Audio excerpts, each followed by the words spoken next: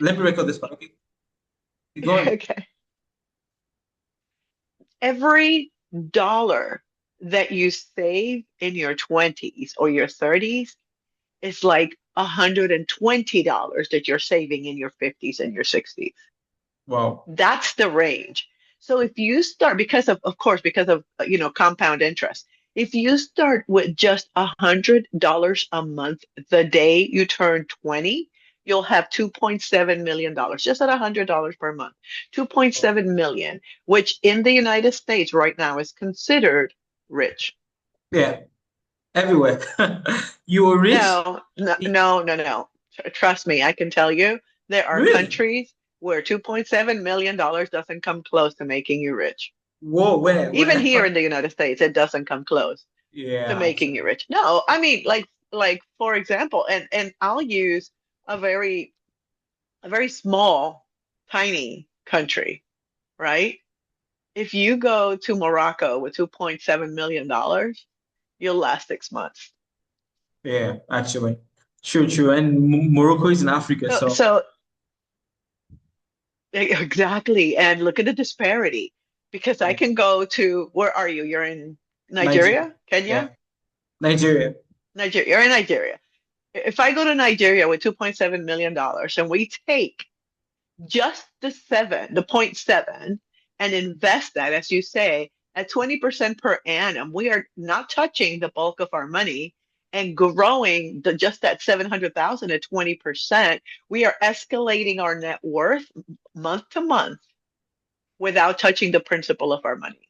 Yeah. If we were to take the principal of our money, maintain the 700,000 in a stable coin per se, and then take the other 2 million and invest it into infrastructure where you're looking at 20 or more percentage points of increase, within 5 years, you're looking at that $2.7 million being worth 18 million. Yeah, that's crazy. And Oh, these are the things that young people don't look at because not you, because you're like, here I am. I'm a man of the law. I'm a lawyer, but I have aspirations that are bigger than that. So yeah. you're an aspirational youth. Most people here in that age range are thinking about the next party. They're thinking about the next job. They're thinking about the next vacation. I had a conversation while I was in the hospital with one of the young girls that's a volunteer nurse. She's studying to be a nurse, so she's a volunteer now. Yeah. She's 28, and she told me she has been in nursing school for 6.5 years. Whoa. It only takes a year and a half to become a regular nurse.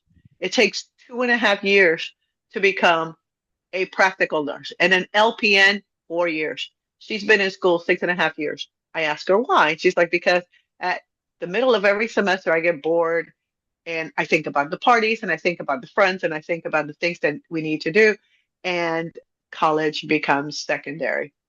But Whoa. yet you have to have a job, and you have to have the job that you have now doesn't pay you what your degree job is going to pay you.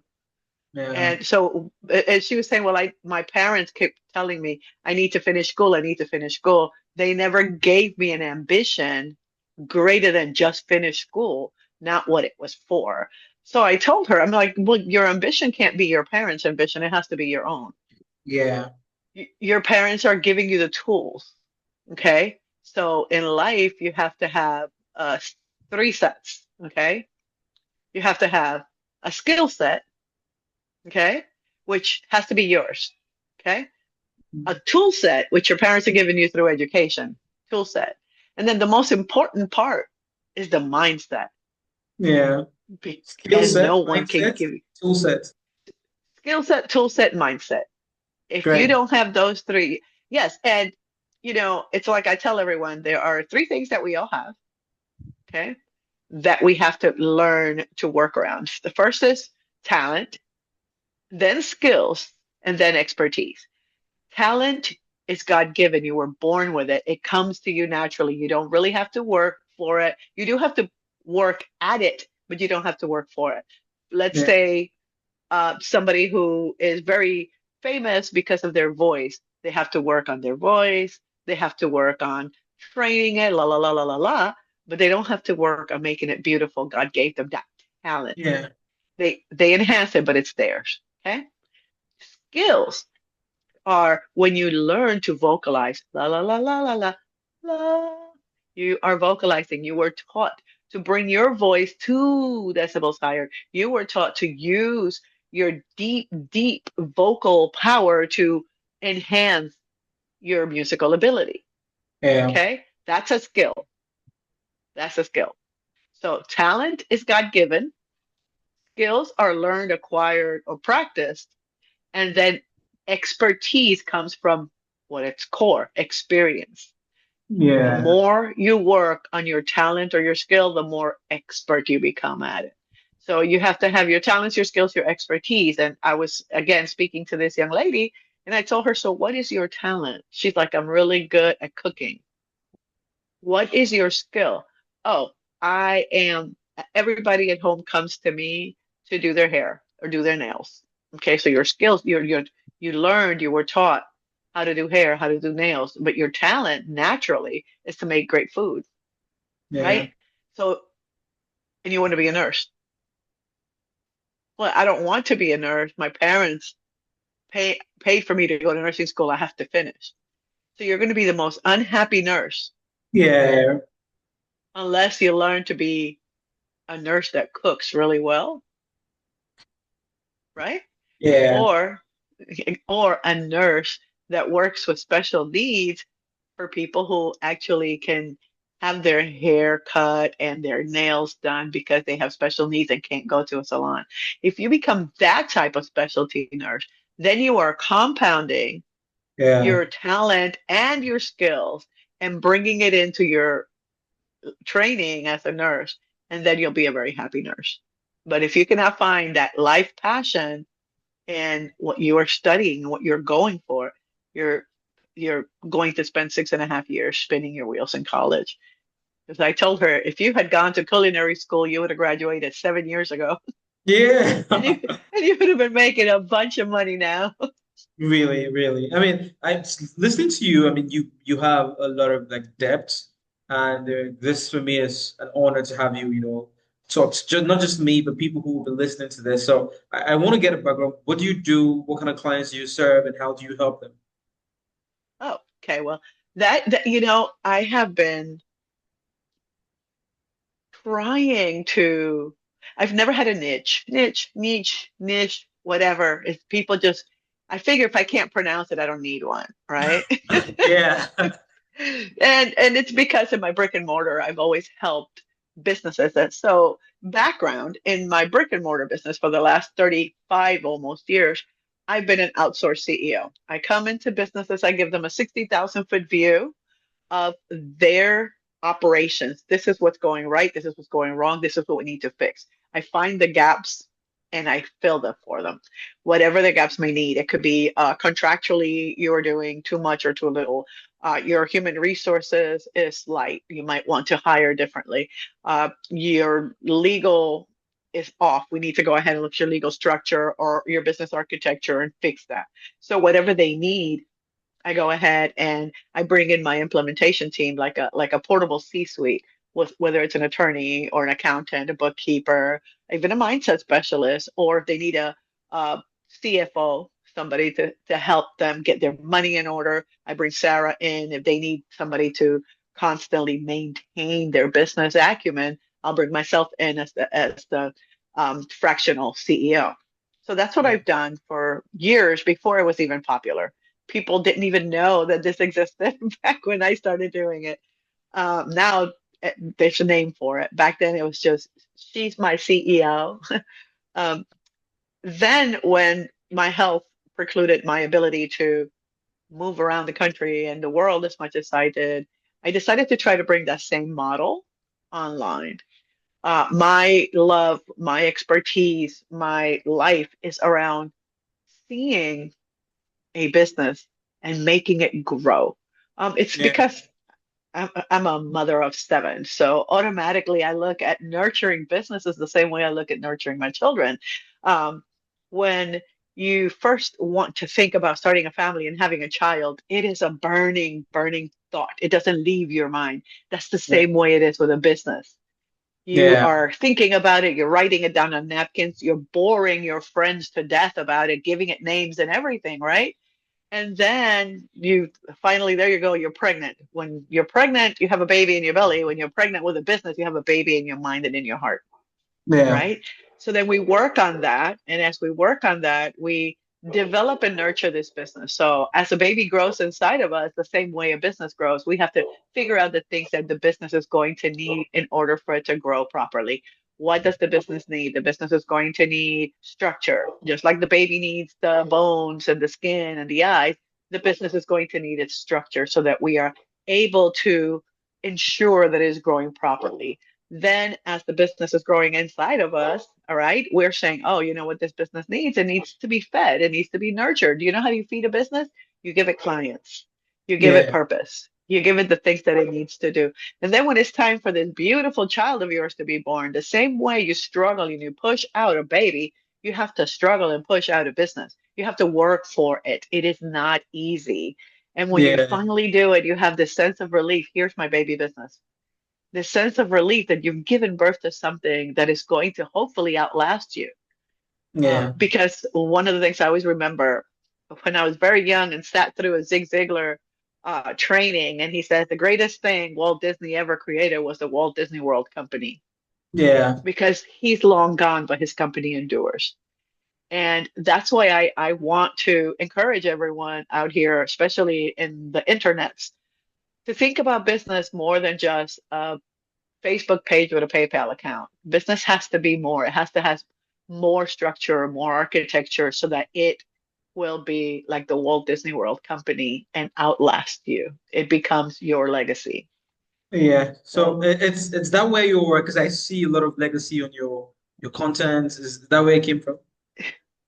uh, it came from starting to see life from a different focus for myself. After my initial diagnosis with breast cancer, I looked at all my clients, and when I was talking to my clients about my having to take a back seat to my business, my health became more important, because Yeah. I was no good to anyone if I couldn't be here.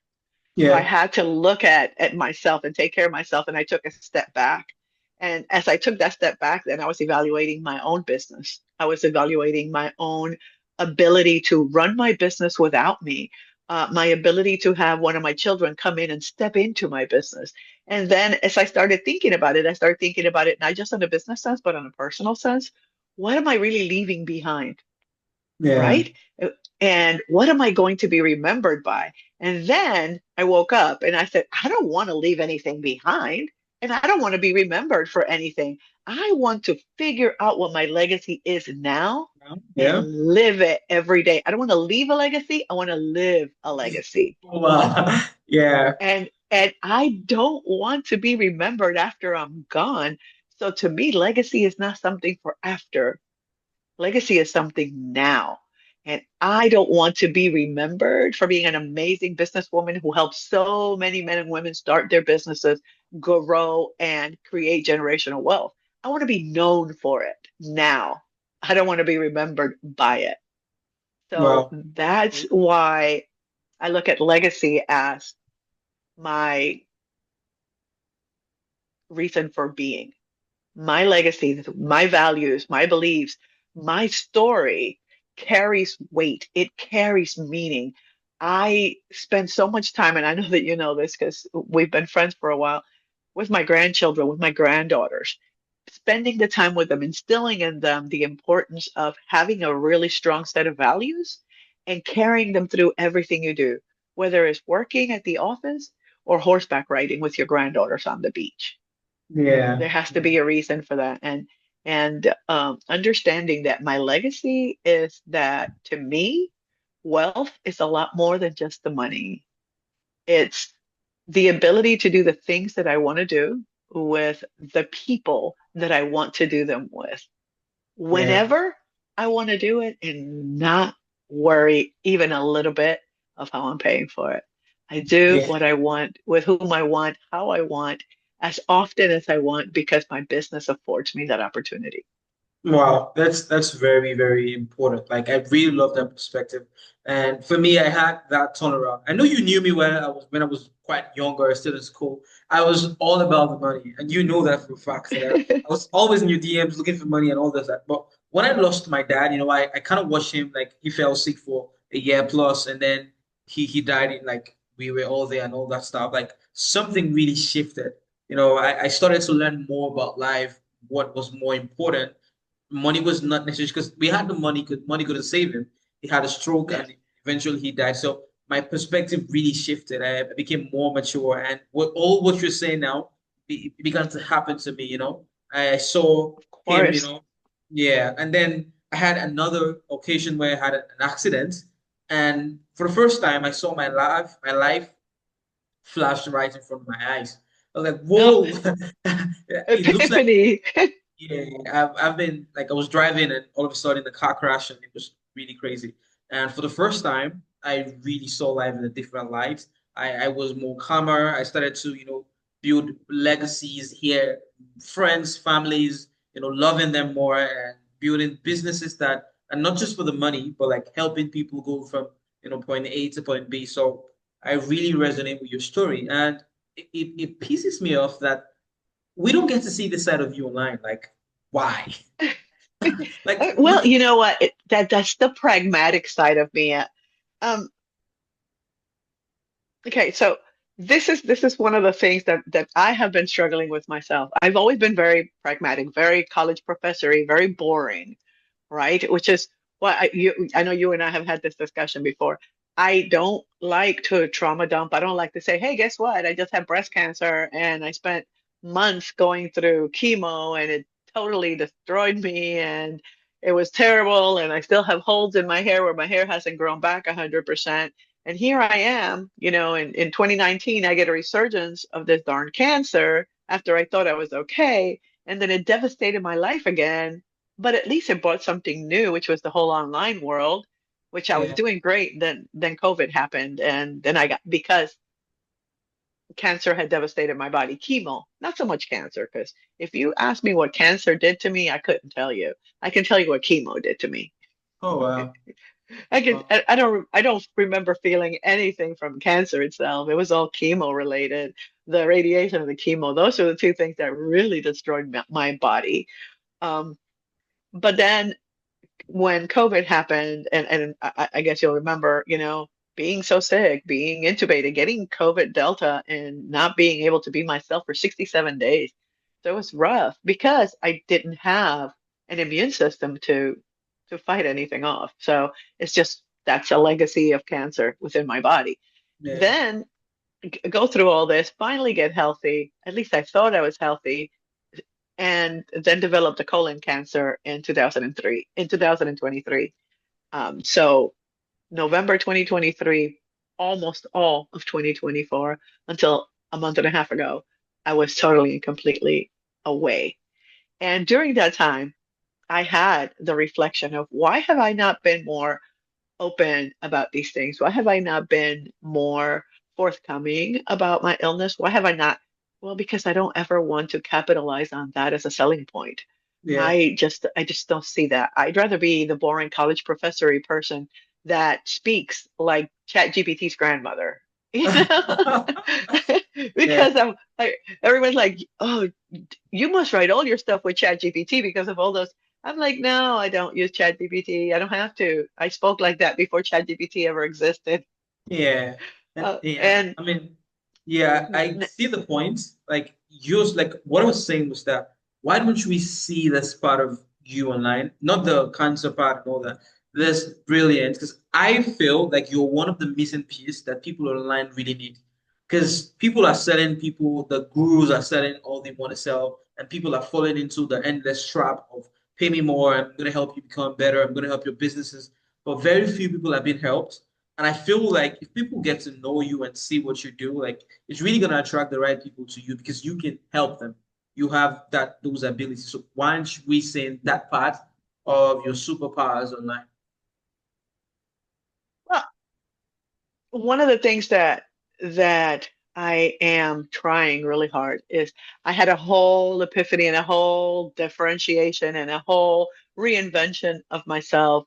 Um, because again, going through the illness, going through the difficult times, going through the having to be away from my business and seeing my business take care of me while I was gone. Yeah. My business took care of me while I couldn't. So to Well, me, that's something very important. it is. Yeah. That the business can do that for you. So because of that, I realized, oh, let me look back to see how well structured my business is because this is something I need to teach others. These Yeah. are the things that I want other people to see. This is what having proper architecture within my business and foundational strength was able to do for me Yeah. when I needed it most. Yeah. Okay. Yeah. And I want to teach that. And then at the same time, I also realized, oh my gosh, it took me 30 years to put money away in the bank that I felt comfortable, to have investments to the point where I didn't have to worry about anything. And last year, I had to sell a property. Then I had to sell another property just to make sure that I was able to, even though my business was taking care of everything, I have a very expensive life and a very expensive lifestyle and even a more expensive illness. So I Yeah. had to sell property. So I had to sell one of my Airbnbs in order to be as okay as I'm used to being, right? And then I Yeah. realized, you know what? So I made one of those decisions while I was not well. And in looking back, I'm like, maybe I should have waited. Mm. And I realized that many people will do that. They'll make decisions on the spur of the moment or without all the proper information. And this is one of the things that I see. You know how I mentioned that having a Facebook page with a PayPal account is not a business? Well, Mm. this is one of the things that I think leads a lot of entrepreneurs to experience the money chaos, that syndrome, as I call it, the MCS. The money chaos syndrome comes from making the right decision at the wrong time or the wrong decision every time. Yeah. You're making money, you're making life-changing money, but your life isn't changing. You see it coming in, but you don't notice when it's going out. Why? Because you're not tracking it. And one thing that I did learn a long time ago from having, been trained as an accountant, what is measured can be improved. What you can see, you can correct, right? Well, yeah. So if you can measure your income, you can measure your revenue and you know the difference, okay? Income, revenue, profit, they're not the same thing. They are not the same thing. And a lot of entrepreneurs don't understand that. They think that I just made a $10,000 sale. I made $10,000. It took you $2,000 worth of ads to get to that sale. It took you paying your VA $850 over the course of the last 2 months to get that funnel ready and working. It took your time. Okay. And then it took you paying either ClickFunnels or Go High Level or whoever it is that you're using $297 for 2 months to run that funnel. And Yeah. it took, Thinkific or whatever it is that you're using. You have to take those things into considerations and realize that that $10,000 that you just made is really only about 3,800 and you haven't even paid yourself yet. Mm. Yeah. It's You know, true. so I really part of what I came out of everything with is, you know, you own your own abundance. You scale with precision and you build wealth with soul. If you can do those things, but you have to own your abundance. You have to look at it and say, I'm spending too much on the wrong things and not spending enough time and money on my business. How do Yeah. I find the happy medium between the two so that I can turn chaos into, abundant success? So you Mm. can make it more than just about the money. When you are looking at the money, it's not the most important thing. All Mm. right. You Yeah. have to understand the differences between revenue, money coming in, income, how much you actually got, and then your profit, which is what you're left with after all of your expenses and paying yourself. Because I always include pay yourself first. Because if Yeah. you don't, then you're constantly dipping into. the till. You're constantly commingling your money with your business's money. No, consider yourself an expense of your business. And if you need to pay yourself 1,000, 2,000, 10,000, 15,000, your business makes it, you pay yourself first. Then you pay all of your expenses, all your personal things, all those bags that you want to go get, all those new pieces of jewelry out of your money, not your business's money. Yeah. Because at the end of the day, you're improperly using this money. That's called commingling. That's called piercing the corporate veil. And that's called racing yourself up for an audit, at least here in the United States. Um, Yeah. so you have to be able to separate your business as an entity from yourself.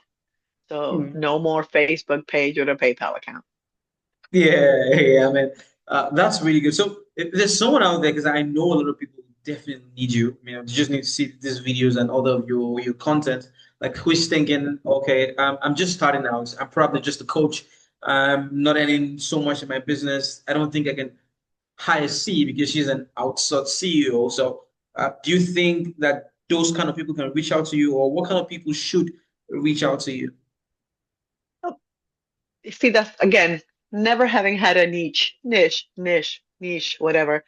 Um, I work with entrepreneurs Yeah, that have either the idea, the dream, and the hope of a business, or someone who's already established in business. I don't really have a very deep specificity of who I work with. I work where the need is. And the need is anyone who feels that they do not understand their money reality for their business and are constantly experiencing money chaos. The business is making money, but they feel broke. I don't like to use that word because, if you're broke, that means you're broken. And I don't think you're broken if your business is actually bringing in the money. You're not broken, you're just disheveled a bit. So yeah, I'd like to go ahead and work on that chaos and kind of like take it to the next level and and help them to find their financial truth, find their financial it's like a rudder. Like, when you have a ship, right? And it's yeah, like I kind of like always think about this things like a rudder, and that's your financial truth is going to be that thing that straightens this ship out. So like I have a program which is a very inexpensive entry level program, is the personal interactive financial statement, because so many people do not know what their net worth is. yeah, And the personal interactive financial statement is a small, short, um, 2-week program that comes with an interactive dashboard to help you track every cent. And I call it home. You have to have a home for every penny. If you can have a home for every penny, your money will always be home, right? yeah, So the personal interactive financial statement, you put in everything you're bringing in, honestly, because it's only for you. You're the only one who can see it. yeah, Everything you're bringing in, and more importantly, everything you're letting out. Because we, as entrepreneurs, sometimes just spend from the finger out. It's like there's this thing attached to the tip of our finger that has like a dollar sign attached to it, and we just click and click and spend and spend and click and click and spend and spend with the tip of our finger. And because you're using the tip of your finger so often on your phone, on your iPad, when you go to the store, when you're just typing in those little numbers, the tip of your finger is not telling your brain how much you spent. yeah, It's not like when we had to use checkbooks. When we had to use checkbooks, oh gosh, now what do I have to do? I wrote a check, so I have to write it down so I can reconcile it. How do you reconcile the tip of your finger? yeah. And so that's why many entrepreneurs use their fingertip and then don't look back at their bank account to see how many times they used that fingertip and swiped away their money. Well, that's just really crazy. Yeah, but I want to do this with you again because I feel like there's lots of things you could share to help like a lot of people. And for sure, we're gonna break this content into like reels and some long form videos so you could use for your clients. But lastly, if your ideal clients or your clients, people who are interested in working with you, want to reach out to you, like how can they reach out to you? What means? Well, the easiest way to reach out to me, of course, is just go on my website. I'm sure you'll put it down in there, but it's missceo.com. MSCEEO.com. I'm the CEO you need. And that's really how I'm kind of positioning everything. I am going to be your CEO, your wealth manager. I am going to be your generational wealth guy, the person who's going to actually take you from money chaos to wealth creation. And it's such a small road. It's just a little few steps that you have to take in order to take your business and let your business create wealth for you and put your wealth creation on autopilot. Pay yourself first, save money for yourself and your business. And like Ron Popeil used to say, set it and forget it. Yeah, well, that's incredible. Like I love like yesterday when I was talking to you, I just like, oh, wow, you've had this lady with you for years, and you've not really got to speak to her outside of trying to sell her. Like there's a lot of value that you have, like lots of wisdom, knowledge, and expertise that you've gotten over the years. And I'm sure a lot of business owners would really, really love to work with you because I mean I've worked with lots of coaches, see consultants, and I see that you are without trying to sugarcoat words. One of the missing pieces online that could really help people genuinely take their businesses and even their life, because you are a reflection. Your business is a reflection of who you are, and it really help them arrive at that place. So I'm really looking forward to working with you and also sharing what you do to other people so they can benefit from your immense wisdom. I want to do this again maybe next week or when you have the time. We can do Oh, another perfect. Yeah. yeah, another session. So thank you so much. So I'm going to stop recording. So yeah, thank you so much for your time. I really appreciate it. I appreciate you too.